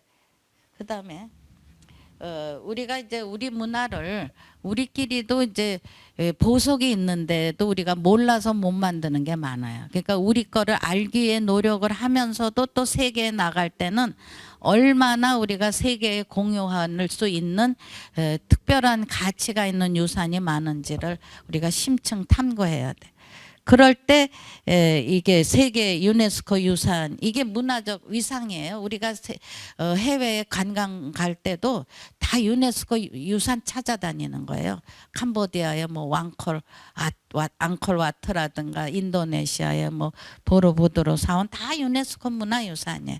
근데 지금 유네스코 유산이 이제 시작된 거는 1950년에 아부신벨 신전이 이제 수몰 위기에 당해서 이집트 돈 갖고는 안 되니까 세계가 이제 50개국이 후원을 해가지고 이 아부신벨 신전을 1000조각으로 잘라서 70m로 올려서 지금 그대로 원형이 전시될 수 있는 그때부터 세계가 공유할 수 있는 가치가 있는 유산은 함께 하자 해서 1972년에 유네스코 유산 협약이 만들어지는 거예요. 근데 그 시절엔 우리도 막 경제를 막 산업화하고 힘들 때는 관심이 갈 수가 없어요. 경제가 약하면. 그러다가 1995년부터 우리가 종묘 석굴암 불국사 해인사 장경판전부터 시작을 해서 지금 현재 중국은 56건 유형유산이에요. 유형유산 건축을 중심으로 한 유산. 이탈리아 55건, 스페인 48건, 일본에서 우리가 지금 서원과 사찰까지 포함하고 갯벌까지 10억. 북한은 단 2건뿐이 안 돼. 이거 국력이 좌우하는 거예요. 또 문화적 자원도 잘 보존을 해야 돼요. 산에다가 시뻘건 칠하면 안 돼요. 이런 원형이 잘 보존이 돼야 되는 거예요. 그다음에 유형문화유산이 해인사, 종묘, 석굴암, 창덕궁 뭐 이렇게 쭉 지금 15개인데 앞에 오유비 앞으로 유네스코는 탁월한 보편적 가치 아웃스탠딩 유니버설 밸류 하면은 아주 탁월하게 우수한 가치가 있으면서도 우리만이 잘한다 잘났다가 아니라 세계가 함께 인정해주는 보편적 가치가 있는 거라야 돼요. 그러니까 우리 것만의 자랑이 아니라 세계가 함께 공유하고 인정해주는 가치가 있어야 된다. 그다음에 그래서 이제 그럼 유네스코 유산이 되면 무슨 이득이 있느냐? 우선은 자긍심이 있는 거예요. 국민들의 자긍. 문화적 위상이 높아지죠. 재난을 이 보존을 잘했기 때문에 이제 유네스코로 등재가 이제 원형이 살아 있어야 돼. 그래서 혹시 나중에 재난을 당해도 유네스코에서 기술력, 재정력에 도움을 일종의 보험 드는 거예요. 그다음에 관광 자원이 확대돼서 방문객이 전폭적으로 증가한다. 그러니까 경제 수익을 확보할 수 있죠. 또 보존했기 때문에 됐으니까 이 보존에 대한 안정적 장치와 제도가 마련. 무엇보다도 전 세계 인류가 공유하는 세계 유산이 됨으로써 이제 한국사의 영역을 넘어서 세계 문명사에 소속이 되면서 세계인들이 우리를 신뢰하는 가장 귀중한 자원이 된다는 것. 그러면 이제 쭉쭉 이제 그러고 이제 유형은 이렇고 무형유산은 이제 관습이나 공예품이야. 그러니까 아리랑이라든가 뭐 김장이라든가 뭐 씨름, 줄타기 뭐 이런 것들이 연등회까지 해서 무형유산은 우리가 21권이 됐어요. 그다음에 이제 기록유산은 지금 훈민정음부터 16개가 돼 있어요. 이게 이제 문화적 위상을 높이는 길이다는.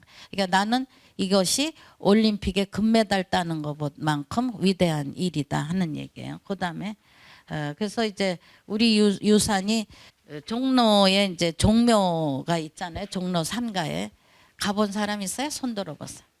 안 가봤어. 가봤어요? 거의 없네. 예, 이 종묘가 제일 먼저 됐거든요. 예, 조선 왕조가 1392년에 건국되고 이제 1394년에 한성 지금 한양 이 서울로 이전을 수도를 하면서 이제 제일 먼저 세운 곳이 1395년에 예, 그 종묘하고 경복궁이죠. 종묘는 왕실의 사당이에요. 왕실의 조상의 사당이에요.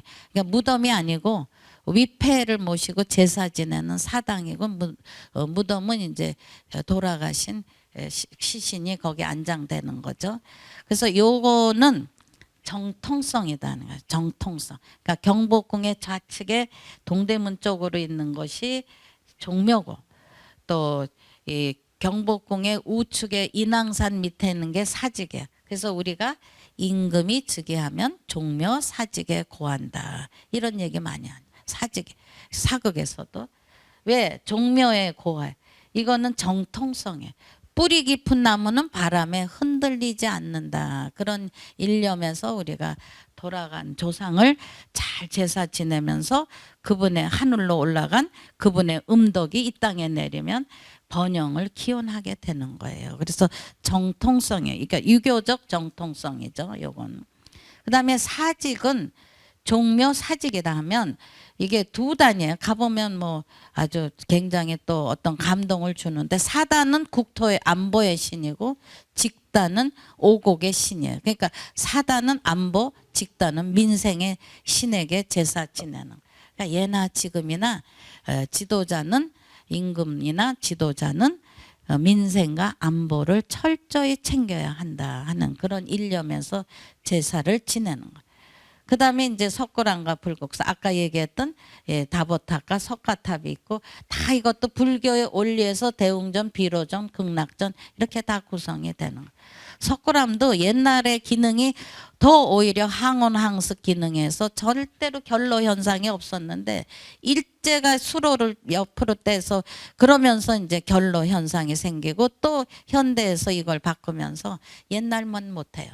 그러니까 우리가 옛날 사람들은 기계에 의존하지 않기 때문에 훨씬 자연의 항온항습 기능을 제대로 활용한 거예요. 그거에 또 하나의 대표적인 게 해인사의 장경판전이죠. 여기에 이제 이 목판이 있잖아요. 한 8만 2천 경판에 8만 4천의 법문이 들어서 이제 8만 대장경 하는데 이 흙이요. 그냥 이 흙이 아니에요.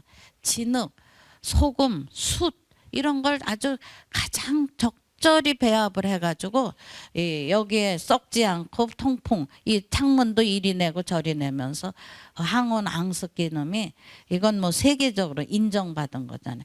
이게 우리가 지금 기계로 하면 이렇게 못 갑니다. 이게 이 해인사의 장경판전이 1236년부터 16년간 제작이 된 거나 몽고 전쟁기에 물론 무력으로도 철퇴해야 되지만 불력으로 그들의 야만적 행동을 물리친다는 일념으로 8만 4천 법문이 실린 거죠. 그다음에 이게 창덕궁이에요. 아까 그건 1995년에 세개가 됐고 요거는 1997년에 창덕궁 후원. 아마 창덕궁은 안 가본 사람 없을 텐데 여기에 가보면 이게 규장각의 후원이 아주 아름다워요.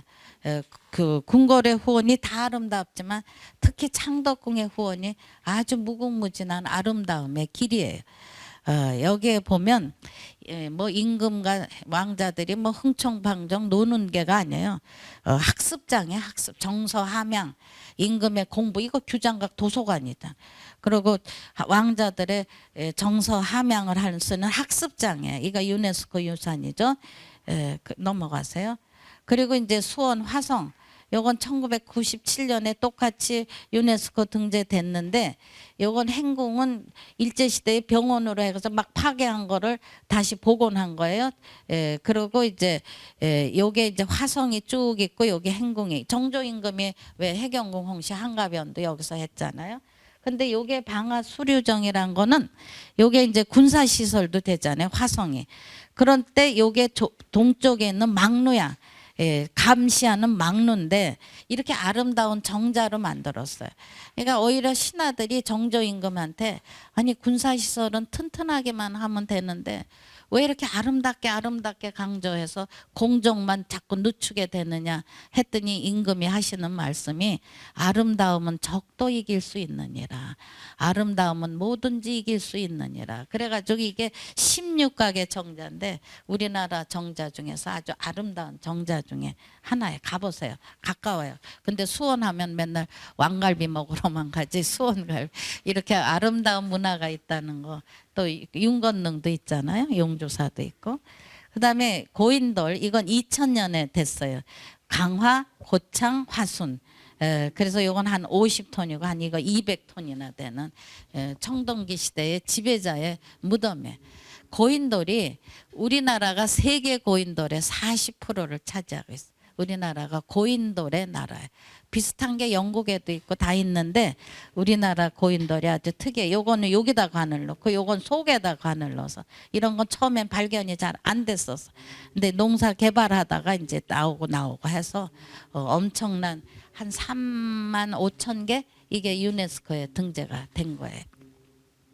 그다음에 경주 역사지구가 5곳이 됐어. 2000년에. 그러니까 남산지구, 남산에 가면 아주 불상불탑의 박물관이에요. 그다음에 월성지구, 아까 얘기했던 첨성대, 이 왕궁 시내 있죠. 안압지. 그다음에 대능원, 무덤이 많잖아요. 천마총부터 이 대능원지구, 황룡사, 아까 얘기했던 황룡사, 분황사 이런 있고요. 또 하나는 산성지구, 명할산. 그래서 5곳이 2000년에 유네스코로 등재가 됐어요. 그러다가 이제 2007년에 제주도의 하산섬과 용안 동굴이 됐는데 이것도 있을 때 잘하고 준비 없는 미래는 없다고. 그때는 그렇게 경쟁이 치열하지 않다가 이제 2000년대 그 2005년 이럴 때는 너무 세계적인 경쟁력이 생겨가지고 한 나라에 하나 이렇게 오는 거예요. 해마다. 근데 이게 준비가 돼야지 이게 뭐 오늘 준비해서 내일 되는 게 아니거든요. 서원도 내가 9년을 준비해가지고 된 거거든요. 집념이 필요한 그 준비가 필요한데 그렇게 안 하다가 이제 이건 자연유산이에요. 이게 됐어요. 아주 제주도는 삼관왕이죠. 7대 자연경관도 되고 이제 유적물이 됐는데 그다음에 조선왕릉이 40개가 됐어요. 서울에 8기, 경기도에 31기, 저 영월에 단종릉, 장릉해서 40개가 됐는데 사실 2기는 북한에 있어요. 개성에. 근데 북한이 협조를 안 해서 요거는 북한은 못 들어갔어요. 우리 대한민국의 것만 들어갔어요. 요게 이제 요거는 태조릉이고 조선왕조 초대 임금이죠. 요거는 함흥차사해서 왜 함경도에 가 있었잖아요. 밀려서. 그래서 이게 억새풀이 그때 거를 그대로 해서 다시 이제 시들면 복구해서 이렇게 덤불같이 돼 있고 요건 세종대왕릉. 하여튼 40개가 됐어요. 우리가 선릉역 이 지하철 2호선 선릉역으로만 알지 실제로 거기 누가 붙였지 하면 몰라요. 안 들어가. 제9대 성종임금하고 부인인 정현왕후 윤비하고 그 가로 영역의 한등성에 가면 11대 중종임금 내에서 사실은 선정릉이 가장 우리 가까운 곳에 있는데도 잘 안 들어가죠. 그다음에 하회마을, 양동마을하고 하회마을이 이게 마을유산으로 들어갔어요. 그다음에 남한산성 이것도 행궁을 복원해가지고 그 청나라에 때 당한 치욕 이거 잊지 말자 해서 여기 무망루도 있고 한데 요런 또 우리의 산성이 들어갔고 그다음에 백제 역사지구는 공주 그리고 공주 부여 그리고 익산 요 세 지구가 백제 역사 지구로 돼서 백제가 사실은 한성부터 시작했는데 여긴 너무 개발이 많이 돼서 쉽지 않고 그래서 475년에 공주로 밀렸잖아요. 또 538년에 부여로 밀렸잖아요. 그러나 이제 백제의 어떤 찬란한 문화는 지금도 아주 그 정서적인 아주 찬란한 아름다운 문화들이 있어요. 그래서 인정을 받은 겁니다. 그다음에 한국의 산지 승원 요거는 이제 내가 국가브랜드 위원장을 2대 총장 끝나고 2010년부터 할 때 우리나라의 유산이 어찌 불교 1000년에 유교 600년에 석굴암과 불국사만이 있겠느냐 해서 찾아내서 우리 한국의 산사 산주 승원해서 7개 사찰이 등재가 됐어요. 이게 세계 유산이니까 여러분들도 기회가 되면 한번 찾아보세요. 가면 자연과 어우러진 아주 아름다운 문화유산이 있습니다. 요건 통도사예요. 통도사 양산에 있어요. 국지대탈 불지 가장 600만 평이나 되는 아주 거찰이고 19개의 암자가 있는 거예요. 한번 가보세요. 그 다음에 태백산 부석사 무량수전 알죠? 가장 오래된 목조 건물 하다가 또 봉종사의 극락전이 그거보다 13년 된 전에 상량문이 나와가지고 이제 요 두 건물이 우리나라에서 가장 오래된 목조 건물들이에요. 여기는 에리자베스 여왕이 다녀가신 데죠. 안동의 봉종사. 그리고 이제 해남의 대흥사. 여기는 이제 서산대사의 사당이 있어요. 절에. 그 다음에 서남사 순천에 아주 다 다리서부터 무지개 다리 같이 이렇게 아름다운 곳이에요. 그 다음에 속리산 법주사 그리고 여긴 국보의 보고야. 여긴 마곡사 태화산 공주에 그래서 7곳의 사찰이 2018년에 바레인에서 됐어요. 제가 그때 이 사찰이 유네스코로 가능하다는 걸 확신을 갖고 시작한 게 8년의 세월을 거쳐서 열매를 딴 거예요. 그다음에 이제 서원이 이제 9개의 서원이 등재가 됐는데 요것도 10년에 구상하고 추진단 결성해서 그야말로 만 9년을 아주 각고의 노력과 많은 분들과 협력해서 제가 총괄 추진을 해서 2019년 7월 6일에 아제르바이잔 바쿠에서 등재가 됐어요. 이 아제르바이잔 마지막에 이제 등재 방망이를 의장이 두들기는 거예요. 43차에서 등재가 됐고 우리가 아까 얘기했듯이 이렇게 갓쓰고 덮어 입으니까 그냥 엄청 우리가 환호를 받았어요. 그런데 다른 나라는 등재되면 그냥 와 뭐 만세 같은 거 부르고 나가는데 우리는 여기서 감사의 의례를 했어요. 제양을 해가지고 그래가지고 배 하니까 다 절했잖아. 그리고 흥하니까 평신하고 일어나니까 감사하는 걸 알잖아요. 절을 하니까. 그랬더니 단상에 있는 심사국들까지 같이 맞절을 하고 그러면서 내가 느낀 게 가장 한국적인 것이 세계적이고 환호를 받았고 그다음에 절하는 감사의 의례를 보고 함께 서로 의례를 갖추는 데서 감사를 좋아하는 건 동서양이 다르지 않다 이런 느낌에서 아주 정말 9년의 세월이 아주 그날은 눈물이 번복된 감격적인 쾌거였어요. 그럴 때 여러분들이 박수도 쳐야 돼. 올림픽만 위대한 게 아니고. 그래서 이 우리 태극기 들고 아주 환호하던 그런 그 감회가 있어요. 그래서 이게 사실은 중국이 서원이 먼저 됐잖아요. 원래가 효시는. 근데 중국은 서원은 유네스코로 안 됐어요. 그런데 이제 내가 총대를 미고 또 많은 분들이 협력해서 이게 됐을 때 그래도 중국 분들이 우리 거를 인정했어요. 실사 나올 때도. 그래서 마지막에도 중국인들이 지지 발언을 할 때 성리학 교육기관은 중국에서 비록 시작되긴 했어도 한국의 서원이 16세기, 17세기에 동아시아의 유교 문화의 보급과 지역 고도시화에 기여한 중요한 유산이다. 특히 우리 서원은 자연 환경, 중국하고는 좀 달라요. 그래서 독자적인 서원 건축 양식을 발전했고, 특히 중국의 서원하고 다른 게 재양 인물이, 중국은 공자님이라 좀 멀어. 근데 우리는 지역사회의 스승이에요. 스승과 존경받는 선현을 제사 지내기 때문에 결속력과 자긍심이 함께 있으니까 잘 보존되고 지켜주는 거죠. 그래서 한국의 서원은 세계 유산 목록상의 대표적인 성리학 유산이 된다는 아주 명료한 지지 발언을 중국에서도 했어요. 그래서 우리가 아주 잘, 그래서 이게 서원에 가면 이제 표지석이 유네스코 유산이라는 표지석이 있는데, 요거는 이제 유네스코 마크고 요거는 그 문화 자연유산 마크예요. 그래서 네모는 문화고 동그란 건 자연유산이라 이제 9개 서원이 됐어요. 그래서 표지석에 이렇게 지도도에서 독도와 울릉도도 찍어 놓고, 그래서 이 소수서원 하면 여기다가 이제 빨간 점 찍고 도산서원, 병산서원, 옥산서원, 도동서원 위치를 다 한꺼번에 볼 수 있게, 연속유산이니까 9개 도와 5개 도와 9개 시군에 걸쳐 있어요. 그래서 요것도 어떤 걸 먼저 하고 그러면 또 좀 더 서로 간에 이제 섭섭함도 있어서 이거는 설립 연도순으로 했어요. 그러니까 누구도 이견이 없는 거예요. 설립 연도순으로.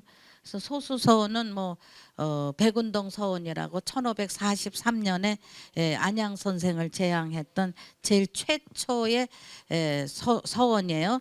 그러니까 서원은 사립학교예요. 향교는 관립학교예요. 근데 서원이 유지되는 건 결속력과 자긍심이 있었다 하는, 사립 명문 고등교육기관이에요. 고등, 그러니까 서당이 아니야. 사립 명문 고등교육, 엘리트 교육기관이에요. 그런데 우리는 출세를 더 중요시하는 것보단 인격을 둬야시. 지도자가 되면 지식으로 평가하는 게 아니라 인격으로 우리는 도덕심이라든가 사람다움을 갖춘 거. 그래서 그 실력이 되면 과거 시험에 또 통과하면 관료가 되는 거죠. 그래서 소수서원은 1543년, 남계서원은 1552년, 옥산서원은 1570년, 1572년, 도산서원은 1574년, 피람서원은 1590년, 도동서원은 1605년, 병산서원은 1613년, 무성서원은 1615년, 도남서원은 1634년 해가지고 16세기에서 17세기에 걸친 가장 최고의 대표적인 사립 명문 고등교육 기관이다. 이건 유네스코 인증서예요. 그래서 서원마다 가면 이 표지석이 다 서 있습니다. 그래서 이제 넘어가세요. 예, 넘어가세요. 이것도. 그래서 우리의 측은지심, 불쌍할 줄 아는, 수호지심, 부끄러울 줄 아는, 사양지심, 양보할 줄, 배려할 줄 아는, 시비지심, 옳고 그름을 가릴 줄 아는, 이게 가장 인성의 기본이죠. 그리고 우리의 문화는 검이불로, 검소하되 누추하지 않고 화려하되 사치하지 않는 자연과 함께 절제된 조화가 있어서 가보면 마음이 우선 따뜻해져요. 또 마음이 맑아져요. 그러면서 뭔가 희망이 싹 터요. 그래서 제가 수백 번을 서원 답사를 하고 문화유산 답사를 하면 거기에서 뭔가 희망과 힘이 샘솟는 거예요. 그런 것을 여러분들도 경험하기 바래요. 그래서 이제 하나 넘어가세요. 요건 제가 이제 그걸 공로에서 선비 대상도 받았고, 요게 소수서원이에요. 그러니까 가면은 건물부터 보이는 게 아니라 나무부터 보여. 이게 소나무. 근데 요 나무들이 막 공부하려고 가지가 막 일로 휘어졌어요. 그래서 이게 공식 명칭이 학자수예요. 공부하고 싶어서 고개가 숙여진 학자수입니다. 공식 명칭. 그래서 이 나무에도 마음이 있다는 거예요. 소나무는 의리정신 아니야. 사시사철 푸르름을 간직하는. 그리고 은행나무가 있어요. 은행나무는 서원에만 다 있어요. 소나무도 학교나무예요. 공자님의 행단이라. 은행나무는 할아버지 때 심으면 손자 때나 열매를 맺는 인내와 끈기의 나무. 그러니까 공부한다는 게 오늘 배우고 내일 반짝하는 건 아니잖아. 형설의 공을 쌓아가는 거잖아요. 이런 데서 인내와 끈기, 이런 것들이 서원에서 나오는 지식과 이상과 인성의 가치와 함께 이 나무들의 이 마음, 이게 이제 자연과 인간의 조화가 가장 적절히 아름답게 이루어진 것이 서원 문화다 하는 거. 그다음에 가장 또 하나 간직하는 게 경의, 직내, 의, 방해. 공경함으로써 마음을 서로 공경하자니까, 서로 존경하고 공경하면서 마음을 곱게 하고, 의로서 의리와 정의로서 행동을 반듯한, 이게 서원의 기본적인 인간의 가치예요. 인간이 추구해야 될 가치예요. 그래서 이제 넘어가면 이제 정자가 있고, 이렇게 여기 공부하는 강학당이 있고 여기 사당이 있는데, 그러니까 서원은 삼위일체, 재양 인물을 제사 지내는 사당이 있어야 돼. 재양 기능. 공부하는 곳이니까 강학당이 있어요. 이건 강당이고 요건 선생님 방이고 성급생 방인데, 여기에 보면 이렇게 선생님 건물보다 학생 건물이 한치 낮고 뒤로 물러. 옛날엔 선생님 그림자도 안 받는다고 그랬잖아요. 그런 어떤 질서, 상부상조하는 그런 구성이 있는 거예요. 그리고 이제 유식 공간에 이제 자연이 함께 있는 거죠. 여기는 조선왕조 13대 명정임금이 사액을 내려, 사립기관이지만 그 국가가 인증해 준 거예요. 그래서 명묘 어필이라 그러는데, 끊어진 학문을 이어서 닦는다 해서 사액에, 그러니까 국가에서 공인한 서원들이에요. 그냥 공인이 현판만 준 게 아니고 노비, 그 토지, 장학금을 주는 거예요. 그래서 다 잘 육성해 주는 거죠. 요건 임금이 직접 쓴 글씨다는 거예요. 이건 넘어가야 돼. 요것도 1년에 이제 재양해서 제가 이걸 총대 메고 한 공로로 다 된 거죠. 그다음에 도산서원, 이건 안동에 있어요. 이 서원은 태계 선생이 세우고 재양 인물인데, 여기만 유일하게 재양 인물이 살아 계실 때 가르치고 이 건설한 거예요. 그래서 뒤는 돌아가신 다음에 이 1570년에 돌아가시고 74년에 조기 사당을 세우고 이제 서원으로 확대했죠. 그러니까 사당, 강학당, 도서관, 그리고 여기는 이제 유식 공간이죠. 자연하고 즐기는. 여기가 태계 선생이 가르쳤던 곳이에요. 가보면 아주 정감이 있어요. 도산, 이거 태계 선생 글씨인데 산을 산 모양으로 했어. 그리고 서당, 여기 새 모양, 회계. 너희는 높은 산을 나는 새같이 높이 날라라는 선생님의 축원이 들어있는 거예요. 그래서 나는 이 세상에 착한 사람 만들기 위해서, 교육의 목표는 나는 착한 사람 만들기 위해서, 누가 부를 자랑하면 나는 베푸는 걸 내서, 누가 벼슬이 높다면 나는 을을 내서, 태계 선생의 사표가 되는 말씀이야. 그래서 그 공로로 유교 600년에 처음으로 내가 이제 서원의 초원관이 됐는데, 옛날엔 요즘까지도 그 사당에는 여자 못 들어오게 했어요. 더군다나 서원에서는 가르치지도 않았잖아요. 여자는 못 들어. 근데 내가 이걸 총대 메고 이제 유네스코 세계유산 만들어서 유교 600년에 처음으로 이제 여성 초원관을 해. 초원관은 종묘에는 임금이 하시는 거거든. 그래서 아주 이게 굉장히 위격이 높은데, 그 감사로 해준 감사와 나는 또 서원의 의미를 알아서, 나는 이게 상생의 역사였다. 이렇게 막 투쟁해서 왜 총관 안 시켜요 이게 아니고, 내가 서원의 의미를 알고 세계화했더니 또 그분들은 너무너무 감사해서 서로 감사와 존경이 함께 상생의 시대를 열어서 서원에 이제 닫았던 문을 열은 거죠, 사당에. 그다음에 요건 병산소원, 다 아름다워요. 가보면 요 만대로예요. 서해 유성령, 요 넘어가세요. 이분도 아주 감격을 했어요. 독일인 기자인데.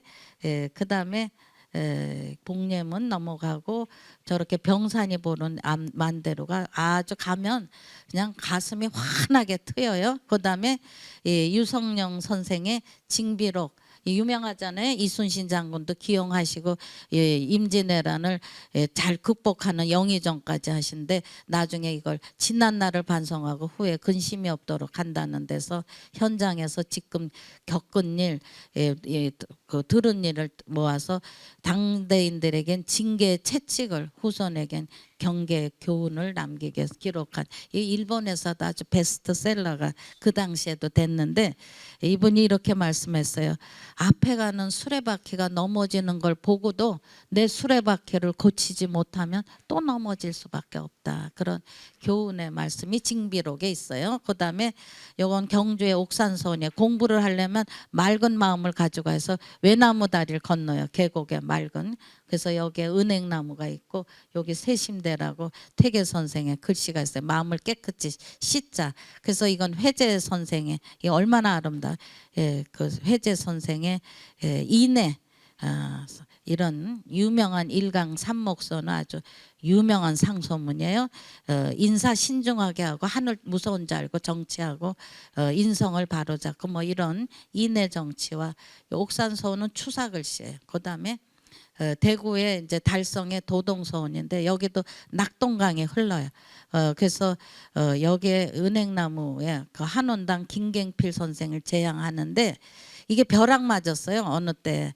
근데 이게 살아가지고 이렇게 크게 향나무처럼 자랐어요. 그래서 이 환원당 김갱필 선생은 연산군 때 1504년에 사약받았거든요. 연산군한테 대들다가 유배 가시고 그런 정기가 다시 살아난 거예요. 그래서 이거를 김갱필 나무 한원당 나무 학자수라고 얘기를 해요. 그다음에 아주 여기도 일직선으로 다 이게 이렇게 일직선으로 현판이 쫙 보이는 아주 아름다운 우아한 건축이에요. 여기도 이게 다 디자인에 그러니까 옛날 전통 문화의 디자인이 현대 디자인보다 더 뛰어날 때가 있어요. 그다음에 도동서원 그다음에 시간이요. 아까 요것도 올라가시오 내려가시가 아니라 요쪽 올라가는 계단 동쪽으로 올라가고 서쪽으로 내려갈 때 요 다람쥐 요거 도롱뇽이라고도 하는데 여기 올라가는 모양 요건 내려가 그러니까 뭐 올라가라 내려가라 글로 안 쓰고 요런 디자인으로 이렇게 다 상징성을 갖고 있는 거예요. 그다음에 이런 게 엄청 많아요. 그러니까 가서 답사를 하면 야 진짜 전통 문화에서 오는 우리의 영감들을 창의성이 여기서 나올 수 있다는 거죠. 그다음에 함양의 남계서원 여기서는 일도 정여창이라고 한원당 아까 김갱필 선생 친구인데 이분도 연산군한테 결국 바른 소리 하다가 1504년 갑자사 때 이미 돌아간 분을 간을 꺼내서 부관 참시당한 분이에요. 그러니까 이분들이 다 시대의 사표가 되는 거예요. 정의를 지키기 위해서 불의에 굴정한 분들이 아니에요. 그러니까 아름다운 목조 건축과 함께 자연과 함께 이분들의 시대 정신을 우리가 서원에 가서 기려야 돼요. 그다음에 요게 남계서원이에요. 아주 연못이랑 또 아기자기하게 이건 연못꽃 여기는 매화나무의 그림자 뭐 이렇게 아름다운 전경이 있는 것이에요. 그다음에 이거는 장성의 피람서원이에요. 전라남도 하서 김인우 선생 이분은 조선왕조 12대 인종임금의 사부님이에요. 사부.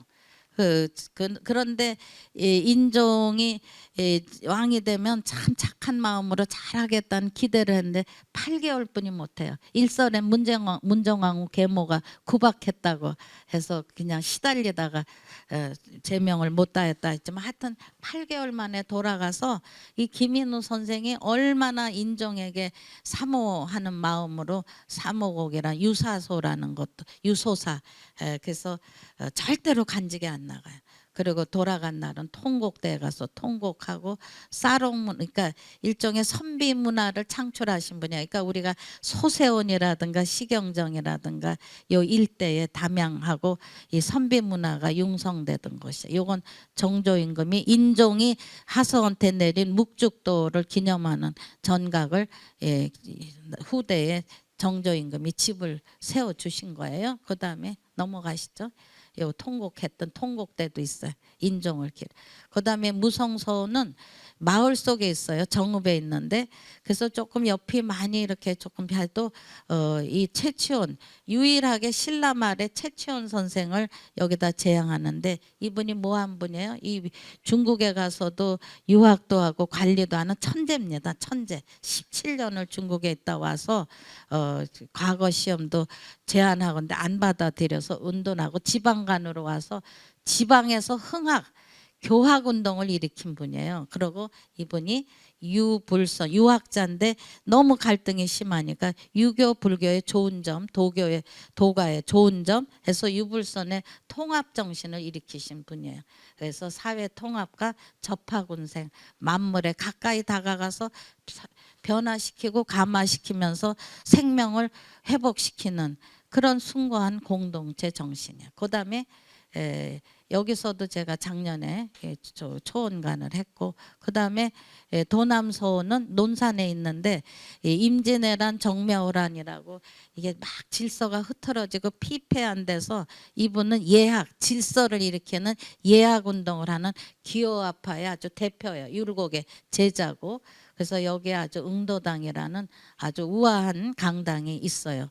여기에서도 또 그런 사표가 되는 여러 가지의 기호학파의 문화를 학문을 일으키는 이번에 제가 초원관을 했던 것이고 그다음에 내가 하는 게 이제 한지 종가 이런 걸 또 유네스코 누가 만들어야 열매를 따지 마음은 있는데 실천을 안 하면 우리 유산이 사라져 버릴 수밖에 없는 거죠. 그래서 내가 오늘 여러분들에게 내가 작년에 쓴 역사에서 길을 찾다 책을 내가 여러분들에 선물하려고 갖고 왔어요. 그러니까 꼭 역사에서 길을 찾으면서 꼭 살려야 될 우리 전통 유산 이거를 좀 쉽게 쓴 책이니까 많이들 잘 보기 바래요. 그리고 이제 통일 교육으로 이제 마무리를 질 텐데 우리는 전통 시대부터 교육열이 강한 나라잖아요. 그 교육열엔 인성 교육이 잘해. 서원에서도 다 인성이야. 그러니까 다 뭐 공부 잘하고 이거부터 이웃에게 얼마나 착한 일을 했는지 이런 인성부터 시작을 하는 거예요. 그러니까 20세기 전쟁의 폐허를 극복한 힘, 자원도 적고 땅도 좁은 환경에서 오로지 극복할 수 있는 힘은 교육의 열정이고 교육으로 해야 머리도 두뇌도 연마가 되죠. 거기서 창의성이 있어요.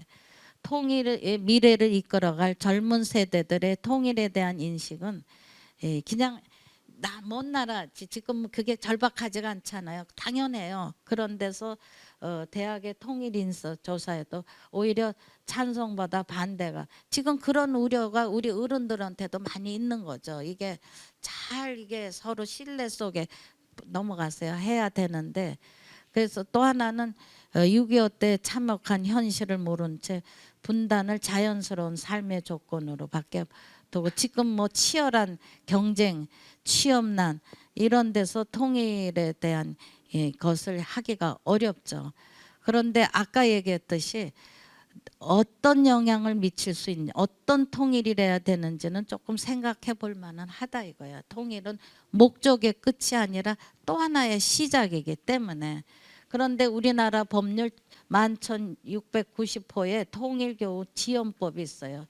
이 통일교육에 대해서 통일교육이란 자유민주주의에 대한 신념과 자유민주주의에 대한 신념과 민족 공동체 의식 및 건전한 안보관을 바탕으로 통일을 이룩하는 데 필요한 가치관과 태도를 기르도록 하기 위한 교육을 말한다. 이렇게 정의가 돼 있어요. 그래서 통일 교육의 목표가 뚜렷이 제시돼 있는 만큼 우리의 이 대한민국의 정체성이 살아있는 교육이 실시돼야 한다. 자유민주주의 가치에서. 그래서 이러한 통일교육은 바로 국민들의 통일에 대한 의지와 신념을 길러내는 역할하는 중요한 수단이고 남북한 주민들의 마음의 거리를 좁혀나가야 되는 데서 이 통일이 결국 우리가 앞으로 준비된 그런 미래의 희망으로 키울 수 있어야 된다는. 근데 아직은 너무나 우리가 북한의 핵실험과 미사일 공포 때문에 여기가 상당히 지금 어려움에 있는 거죠. 그래서 마지막으로 우리가 얼마나 나라 잃었을 때 얼마나 참담했는지 1936년에 베를린 올림픽에서 마라톤에 금메달을 딴 송기정 선수의 모습이에요. 어느 독일인이 이렇게 이야기했어요.